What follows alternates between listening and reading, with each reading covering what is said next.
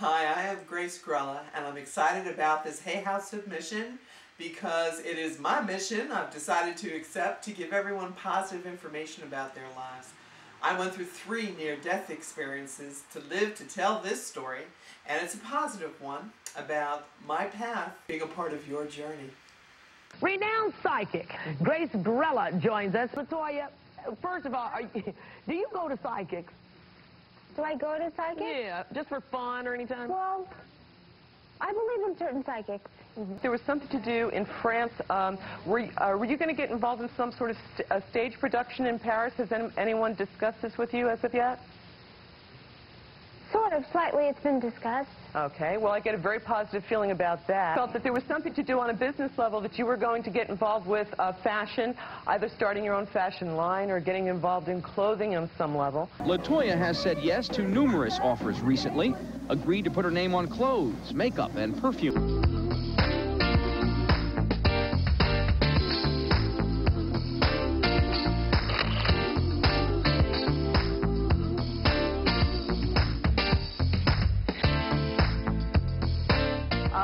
Tim. Yep. I'm just going to tell you that you're supposed to go to closing on April 5th, correct?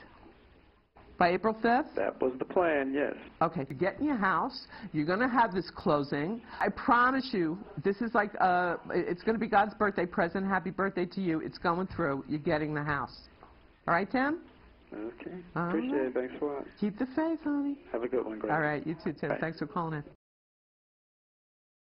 Tim? Hey, what's up, Grace? Tim, my cute Taurus man, how are you, honey? I'm good, I'm good, I'm good. How are you? I'm fabulous. You have some good news for me, right? Something I told you happened? I do, yes. I do have some good news. Property you saw me getting years ago, and I finally got it. She's definitely watching over you, okay? Okay. But she takes credit for being more of a mother energy to you, though. All right. So she must have been like really maternal or just really close to you. She was, yeah. Okay.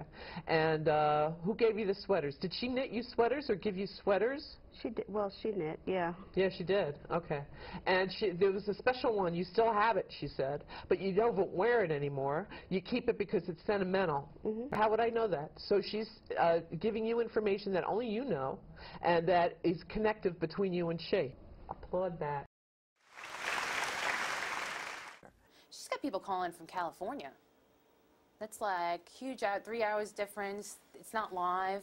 You know, they just hear that she's on, and we get the calls from Florida. You know, what makes them call in?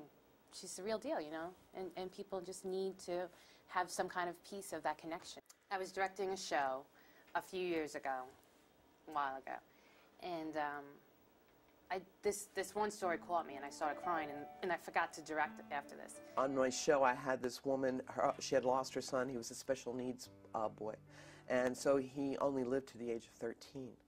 And so this was maybe 6 months after she had buried him, and I had never met her before.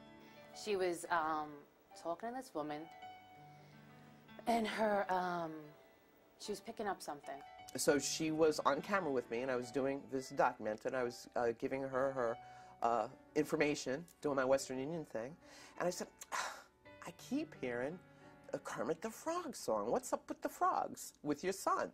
And she starts crying on camera. She said that her son had died from heart failure because he had some kind of, I guess, Down syndrome or something like that. And she used to sing it to him. She was Catholic, and at the funeral mass, she asked that song, Kermit the Frog song, It's Not Easy Being Green, because that was his favorite song, be played in the church. And it took a little doing, but they allowed it, and he was thanking her for his song. Chills. I get chills every time I tell this story. So it was like, this woman was like over the moon. It was like, oh, you know, there really is, you know, a life after this, and I'm so happy, and, you know. How the heck could Grace know that? She could never know that. Who would know that? Nobody would know that.